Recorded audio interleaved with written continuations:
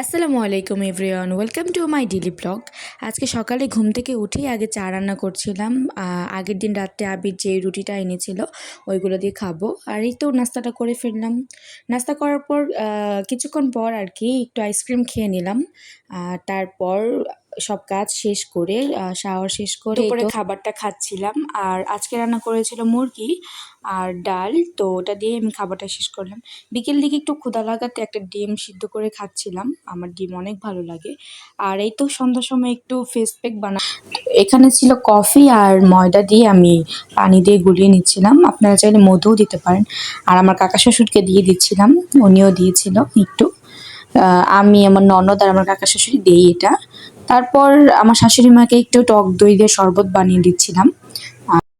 টক দই আর লবণ দিয়ে বানিয়ে দিচ্ছিলাম শরবতটা। আর তারপর সন্ধ্যা হয়ে যায়, তখন আমার দেবর হালিম নিয়ে আসে। হালিমে দেখেন কি পরিমাণের গোস্ত দেওয়া হয়েছিল। তারপর আমরা সবাই মিলে হালিমটাকে খাই। আর তারপরে আবির চলে আসে কাজ থেকে, তো বলছিলাম কি এনেছো আমার জন্য দাও। ও বলছিল আজকে তোমার জন্য নয়, আমার জন্য নুডলস এনেছি, রান্না করে দাও। তো আমি বলছিলাম যে আজকে একটু তুমি রান্না করে খাওয়াবে, অনেক দিন ধরে তোমার হাতে খাই না। আর তারপর ও নিজেই রান্না করলো। তো আজকের ভিডিওটা ছিল এই পর্যন্ত। ভিডিওটা ভালো লাগলে লাইক কমেন্ট শেয়ার করবেন। আল্লাহ হাফেজ।